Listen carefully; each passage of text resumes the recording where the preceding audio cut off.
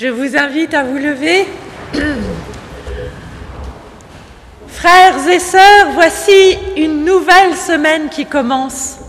Nous voici réunis pour un temps de rencontre avec Dieu, pour un temps de ressourcement, un temps de communion les uns avec les autres, et plus particulièrement avec les jeunes de notre Église qui sont réunis au Grand Kiff aujourd'hui.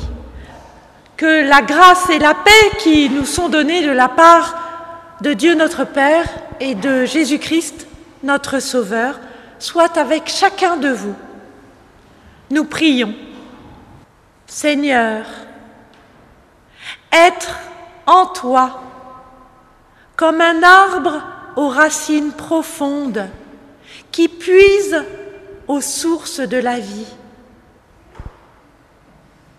Seigneur, être en toi comme un arbre bien droit et tourné vers le ciel, ouvert au vent de ton esprit. Seigneur, être en toi comme un arbre vivant au rythme des saisons qui porte du fruit en son temps et de nouvelles pousses après l'hiver. Seigneur, être en toi comme un arbre qui porte la vie. Amen. Et nous chantons « Viens, Esprit de sainteté ».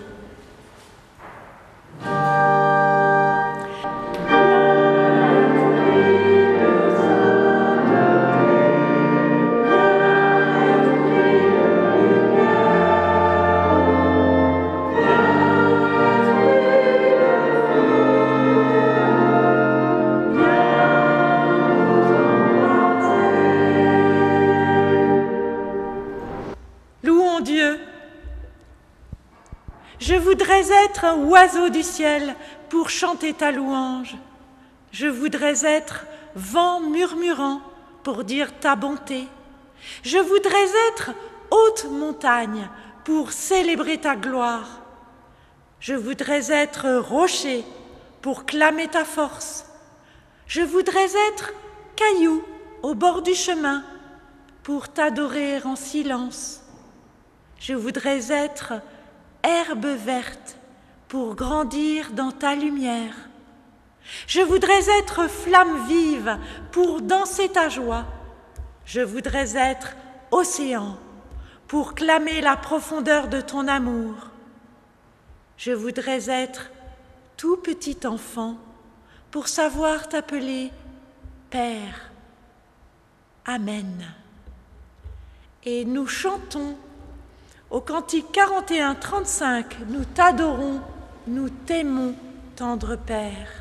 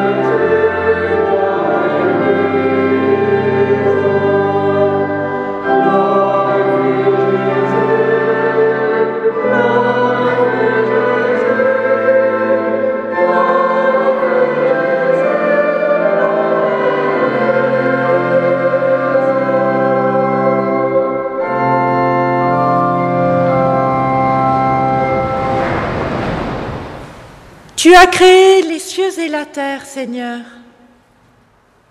Tu as créé les cieux et la terre. Pardonne-nous de bien souvent oublier que tu es le Maître. Pardonne-nous de vouloir jouer à l'apprenti sorcier. Tu as placé l'homme gardien et roi de la terre. Pardonne-nous de prendre si rarement nos responsabilités. Pardonne-nous d'oublier ceux qui comptent sur nous pour bien gérer ta création.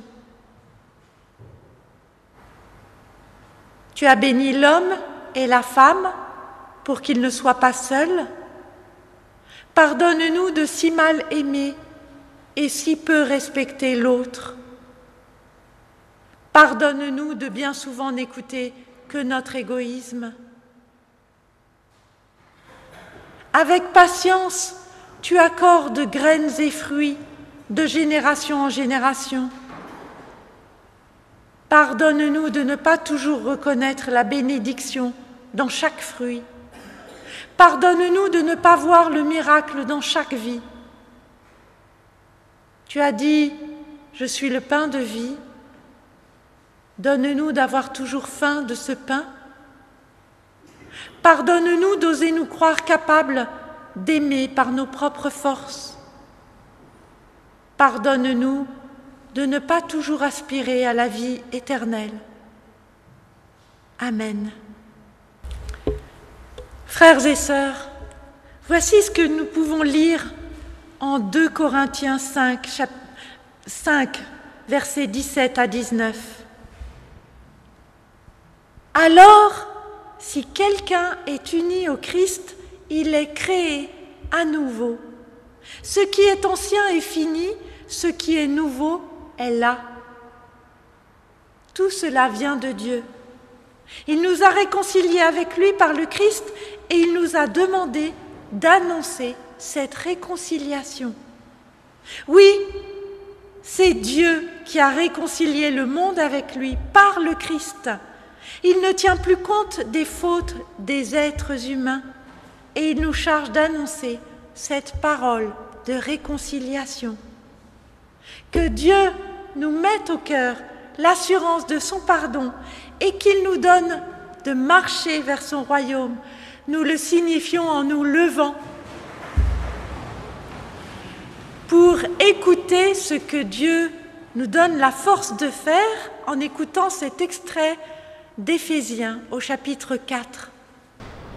Voici donc ce que je vous dis, et j'insiste au nom du Seigneur, ne vous conduisez plus comme les païens que leur intelligence mène au néant. Leurs pensées les enferment dans l'obscurité. Ils n'ont aucune part à la vie que Dieu donne parce qu'ils sont complètement ignorants et qu'ils refusent de comprendre. Ils ont perdu tout sentiment de honte.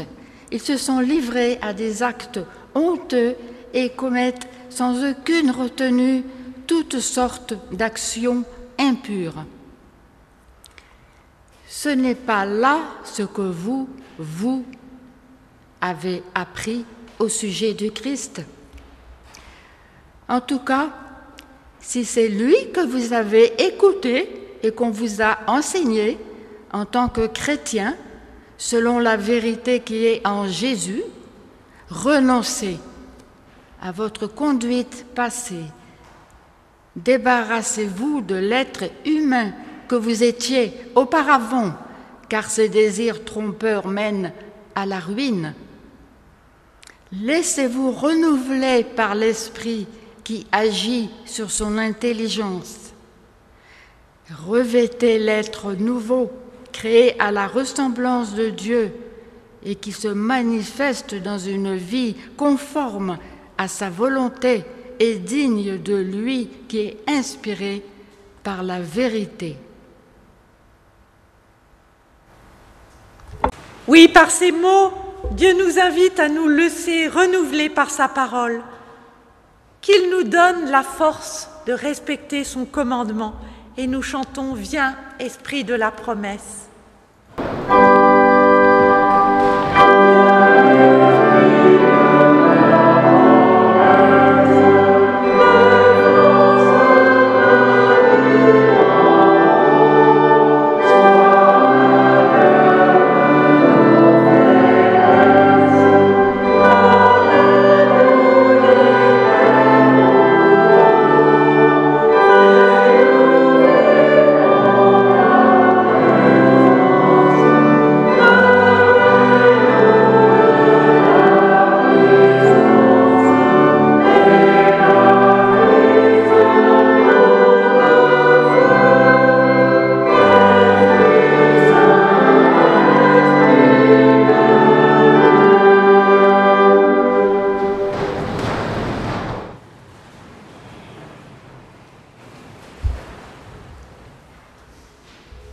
Avant de lire les Écritures, nous prions Dieu.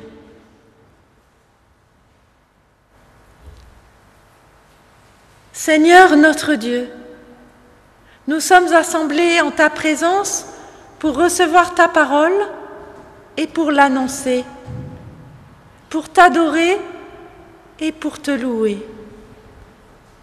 Tu t'es abaissé afin de nous élever.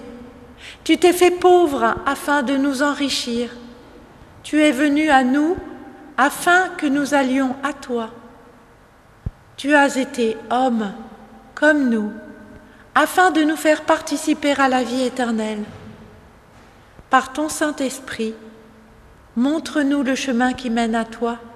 Ouvre nos yeux à ta lumière, afin que nous devenions tes témoins pour toute notre vie. Amen.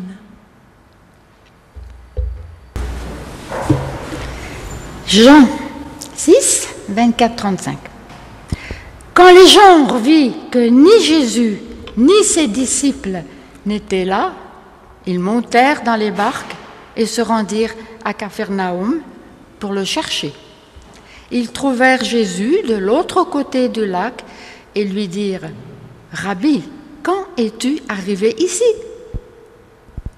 Jésus leur répondit « Oui, je vous le déclare, c'est la vérité, vous me cherchez, non parce que vous avez saisi le sens des signes extraordinaires que j'accomplis, mais parce que vous avez mangé du pain à votre faim.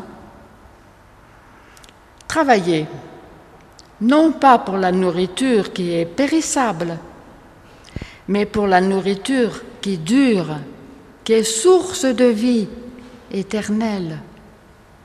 Cette nourriture, le Fils de l'homme vous la donnera, parce que Dieu le Père a mis sur lui la marque de son autorité. Ils lui demandèrent « Que devons-nous faire pour accomplir les œuvres voulues par Dieu ?» Jésus leur répondit « L'œuvre que Dieu attend de vous, c'est que vous croyez en celui qui l'a envoyé. » Ils lui dirent « Mais quel signe peux-tu nous faire voir pour que nous te croyions? Quelle œuvre vas-tu accomplir? Nos ancêtres ont mangé la manne dans le désert, comme le dit l'Écriture. Il leur a donné à manger du pain venu du ciel. » Jésus leur répondit « Oui, je vous le déclare, c'est la vérité. Ce n'est pas Moïse qui vous a donné le pain des cieux, mais c'est mon Père qui vous a donné le vrai pain des cieux.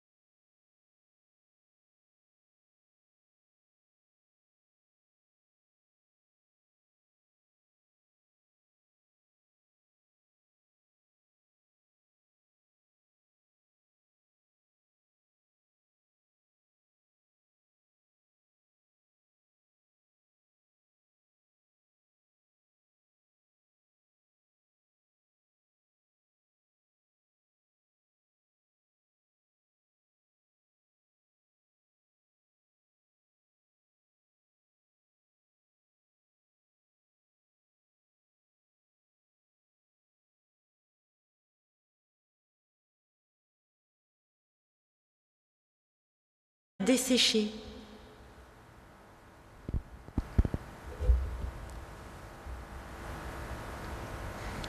Mais ils provoquèrent Dieu dans leur cœur, en demandant à manger selon leurs désirs. Ils parlèrent contre Dieu, ils dirent « Dieu pourrait-il dresser une table dans le désert ?» Il a frappé le rocher, l'eau a coulé et des torrents se sont répandus. Pourra-t-il aussi donner du pain ou fournir de la viande à son peuple ? Le Seigneur entendit et il s'emporta. Un feu s'alluma contre Jacob et la colère s'éleva contre Israël, parce qu'ils n'avaient pas mis leur foi en Dieu, parce qu'ils n'avaient pas mis leur confiance en son salut.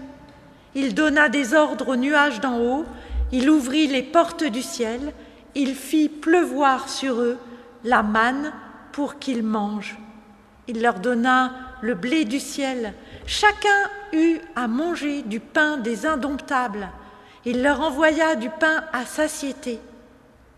Dans le ciel, il fit se lever le vent d'est. Par sa puissance, il amena le vent du sud. Il fit pleuvoir sur eux de la viande, comme de la poussière, des oiseaux, comme le sable des mers. Qu'il fit tomber au milieu de leur camp, tout autour de leur demeure. Ils mangèrent, ils furent tout à fait rassasiés. Il leur avait apporté ce qu'ils désiraient. Ils n'avaient pas satisfait leurs désirs, ils n'avaient pas encore la bouche pleine lorsque la colère de Dieu s'éleva contre eux. Il tua les plus vigoureux, il abattit les jeunes d'Israël. Malgré cela, ils péchèrent encore et ne mirent pas leur foi dans ces actes étonnants. Il mit fin à leurs jours dans la futilité, à leurs années dans l'épouvante. Quand il allait les tuer, ils le cherchaient, ils revenaient et recherchaient Dieu. Ils se souvenaient que Dieu était leur rocher, que le Dieu très haut était leur rédempteur. Mais ils voulaient le duper par leur bouche et ils lui mentaient avec leur langue. Leur cœur n'était pas fermement avec lui et il n'était pas sûrement établi dans son alliance. Mais lui, qui est compatissant, faisait l'expiation de la faute et ne détruisait pas. Souvent, il retint sa colère, il n'éveilla pas toute sa fureur. Il se souvenait qu'il n'était que chair, un souffle qui s'en va et ne revient pas. Que de fois ils se rebellèrent contre lui dans le désert, que de fois ils l'attristèrent sur la terre aride. Ils recommencèrent à provoquer Dieu, à offenser le Saint d'Israël. Ils ne se souvinrent pas de sa puissance, ni du jour où il les avait libérés de l'adversaire, ni des signes qu'il avait fait paraître en Égypte, ni de ses prodiges au pays de Tsoan. Il changea en sang les bras de leur Nil, ainsi que leurs ruisseaux. Ils ne purent y boire. Il envoya contre eux des mouches venimeuses qui les dévorèrent et des grenouilles qui les détruisirent. Il livra leur récolte aux criquets, le produit de leur travail aux sauterelles. Il tua leurs vignes par la grêle et leurs sycomores par la gelée. Il livra leur bétail à la grêle et leurs troupeaux à la foudre. Il lança contre eux sa colère ardente, fureur, rage et détresse, une mission de messager de malheur. Il donna libre cours à sa colère, il ne leur épargna pas la mort. Il livra leur vie à la peste. Il frappa tout premier-né en Égypte, les prémices de la vigueur sous les tentes de Cham. Il fit partir son peuple comme du petit bétail. Il les conduisit comme un troupeau dans le désert. Il les dirigea en toute sécurité, ils n'eurent aucune frayeur, et la mer recouvrit leurs ennemis. Il les amena vers son territoire sacré, vers cette montagne que sa main droite avait acquise. Et nous chantons comme un souffle fragile.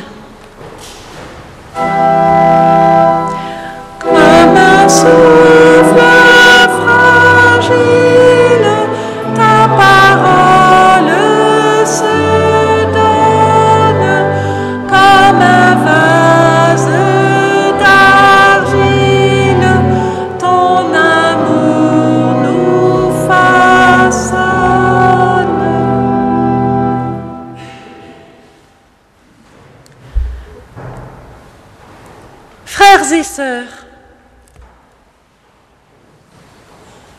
le 29 juillet 2021, l'humanité a épuisé autant de ressources que la Terre peut en produire sur l'année. C'est ce qu'on a appelé le jour du dépassement. A priori donc, nous en sommes au 3e jour, c'est-à-dire que nous nous endettons sur les prochaines années et que nous compromettons à terme la vie des futures générations. Nous sommes un peu comme le peuple hébreu au désert qui, par peur de manquer, avait fait des réserves de manne pour les découvrir pourris au petit matin et qu'il dut jeter. Que transmettons-nous donc à nos enfants, à nos jeunes? Une terre épuisée et encombrée de toutes nos pourritures. Aujourd'hui, réunis à Albi pour le grand kiff, les jeunes de l'EPUDF réfléchissent, débattent sur le thème « La terre en partage ». Mais quelle terre partagerons-nous si déjà nous consommons 2 fois plus chaque année que ce qu'elle est capable de produire? Oui, quelle terre partagerons-nous? Rien que chez nous, par exemple, j'ai entendu durant mes vacances parler de ce qui se passait dans l'Aisne. Les producteurs de pommes de terre ne peuvent plus les produire. Ils en ont tellement produit sur ces terres, sans jachère, sans faire tourner les différentes semences, qu'aujourd'hui, eh bien, ils les abandonnent à d'autres semences pour aller les chercher en Seine-Maritime, éparpillées parce qu'elles ne sont pas comme les terres de l'Aisne construites d'un seul morceau, sans haie ni clôture. Alors, frères et sœurs, jusqu'où irons-nous ainsi? Partagerons-nous donc une terre de misère, une terre convoitée, exploitée, une terre de famine et de guerre, une terre d'angoisse et de culpabilité, une terre d'esclavage? Nous nous sentons pris, impuissants acteurs d'un système mondial qui nous laisse peu de choix quant à notre manière de vivre, si ce n'est de nous marginaliser. Mais est-ce ce que nous devons faire? Nous voyons arriver progressivement sur notre terre les catastrophes annoncées, qu'elles soient climatiques, sanitaires, meurtrières, comme autant de fléaux que Dieu fit venir sur la terre d'Égypte pour libérer son peuple retenu en esclavage. Souvenez-vous-en, dit Dieu à son peuple, et parlez-en à vos enfants et aux enfants de vos enfants, qu'ils ne soient pas comme leur père ou leur mère, une génération indocile et rebelle, dont le cœur n'est pas ferme et dont l'esprit n'est pas sûr à l'égard de Dieu. Sortir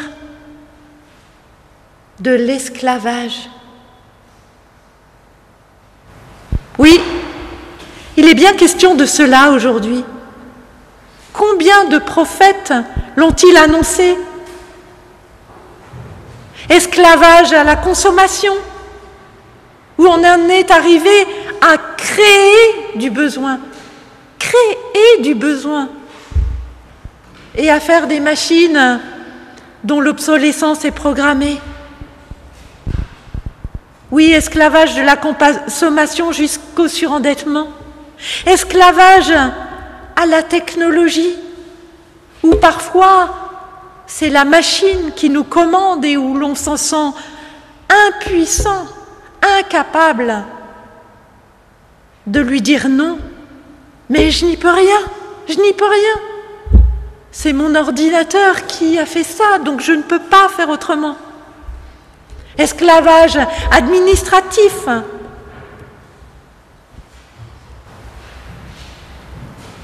Nous voici presque dans un monde à la Kafka où l'administratif est parfois devenu fou. Une administration qui paralyse toute initiative. Esclavage au productivisme avec la course à l'efficacité, à la performance, au point qu'on en arrive à penser à augmenter les capacités de l'homme, sa puissance, par la machine, par la génétique. Mais Dieu nous appelle à fonder en lui notre puissance, à fonder en lui notre assurance et à quitter les rives de nos sécurités illusoires pour aller vers la terre promise, la terre qu'il partage avec nous. Traverser le désert, quitter les rives connues pour aller vers un futur incertain, inquiétant même. Voici ce qui fut demandé à nos pères, parfois pionniers dans une agriculture qui se devait de nourrir rapidement une population croissante et affamée de revanche au sortir de la guerre. Oui, voici ce qui fut demandé à nos pères agriculteurs, qui devaient aller vers plus de productivité.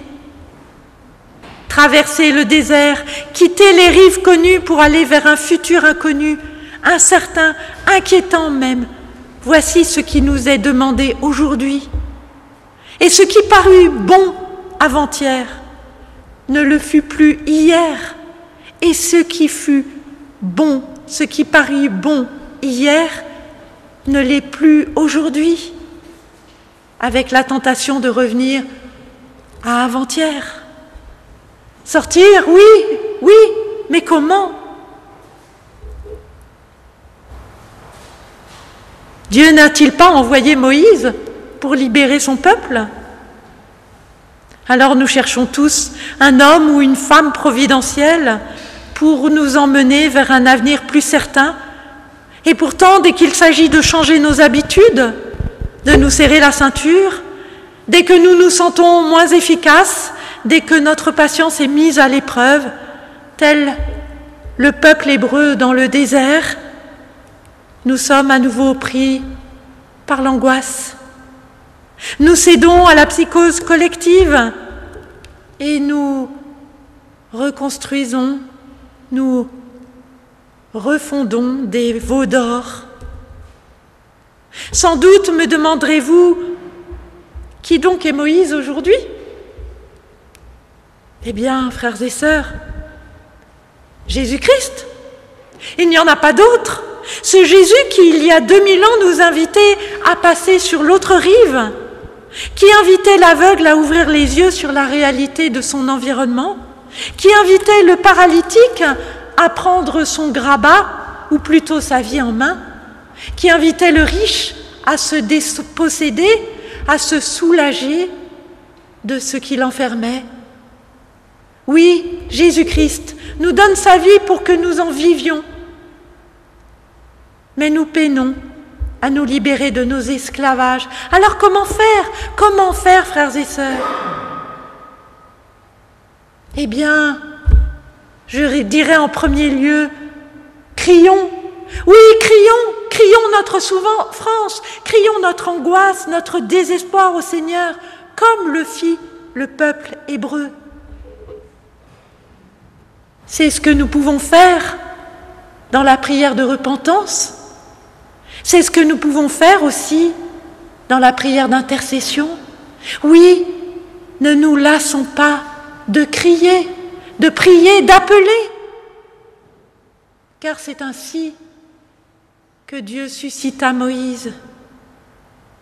Deuxièmement, rassemblons-nous, unissons-nous, oui, pour adorer, pour entendre la parole de Dieu, comme nous le faisons ce matin. Avec vous qui vous êtes déplacés ce matin, avec vous qui avez ouvert votre ordinateur ce matin, avec tous ceux qui sont unis au grand kiff, ou qui s'uniront peut-être ce soir, ou demain, ou je ne sais quand, en regardant ce culte sur YouTube. Oui, rassemblons-nous, unissons-nous pour adorer, mais aussi pour parler, pour discuter, pour envisager, pour se projeter vers cette nouvelle terre. Une nouvelle terre à construire, à partager, pas juste entre nous, mais avec tous ceux qui se sentent concernés. Et nous espérons par exemple qu'un lieu comme chez Théo sera un de ces lieux-là. Et puis, communion en Christ Jésus. Il est venu sauver ce qui était perdu, la terre en partage.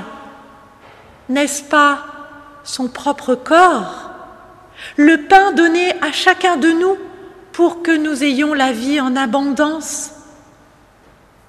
L'incarnation, frères et sœurs, c'est le Verbe fait chair en nos vies.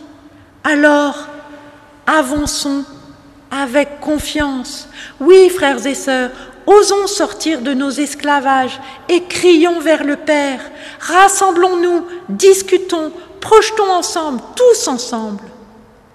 Communion en Christ Jésus et avançons avec confiance. La terre qui nous est promise est bien celle que nous oserons partager avec tous. Amen.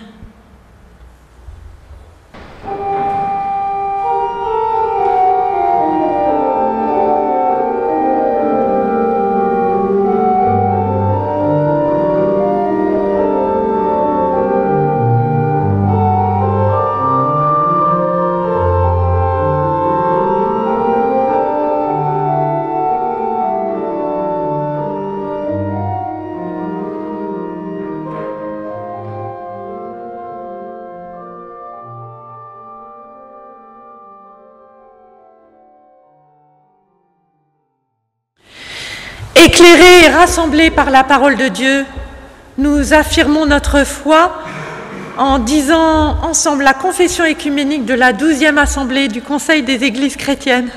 Ouh là là. Voilà, c'est une manière d'être en communion, n'est-ce pas? Voilà, qui était la confession de foi en 2003. Je vous invite à vous lever.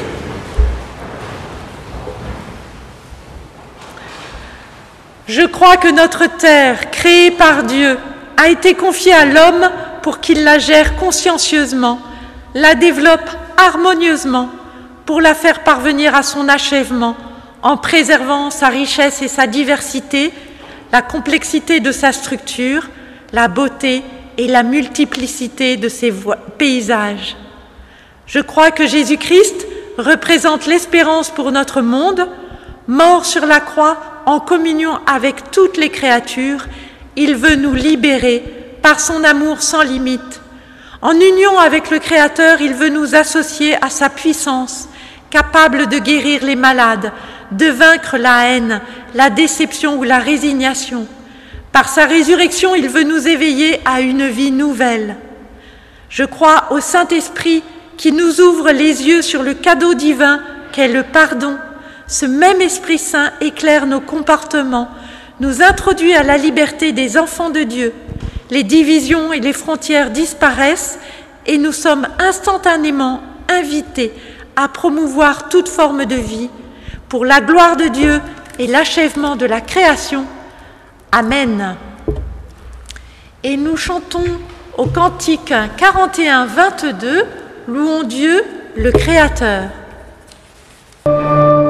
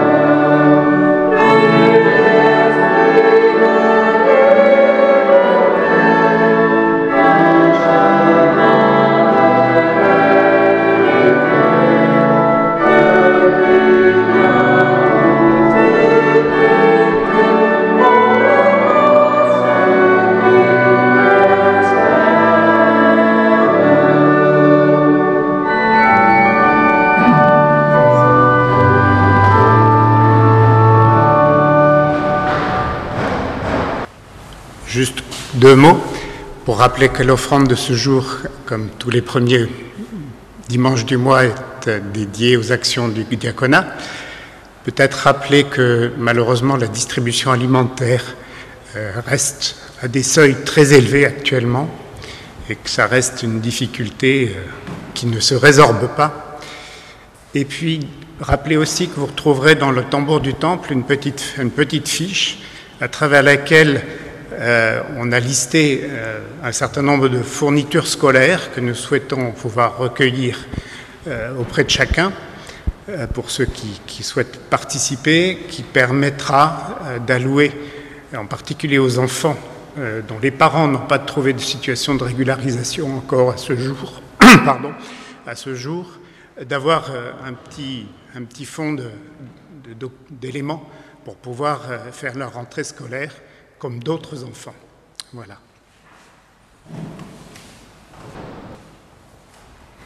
Avant le moment de l'offrande, je vous invite à la prière. Seigneur notre Dieu,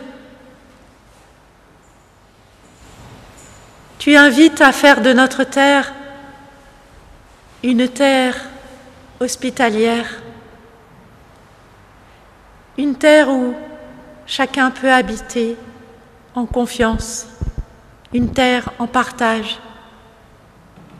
Ouvre nos yeux, nos cœurs et nos mains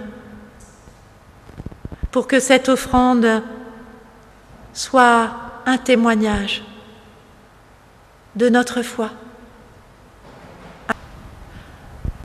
Alors nous réunissons toutes nos prières en t'adressant celles que Jésus nous a apprises.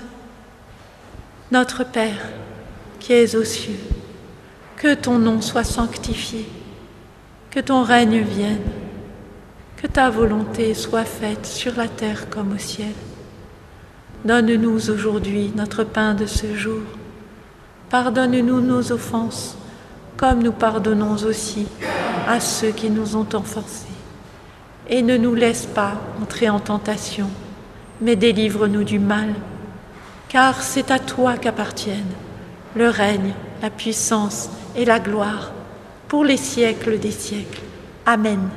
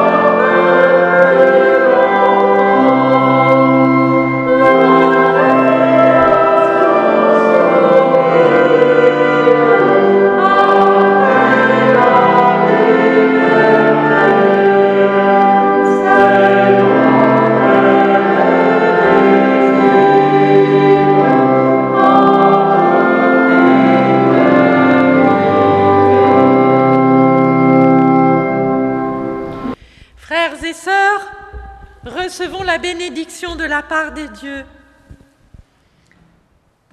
Que les bénédictions du Seigneur, telle la rosée du matin, descendent sur chacun de vous, qu'elles vous rafraîchissent, qu'elles vous renouvellent, qu'elles fortifient votre foi, qu'elles fertilisent en vous ces graines que jour après jour, le Seigneur sème au creux de vos vies. Allez semer la paix, l'amour et l'espérance, que la terre soit notre partage. Amen. Et nous chantons que la moisson du monde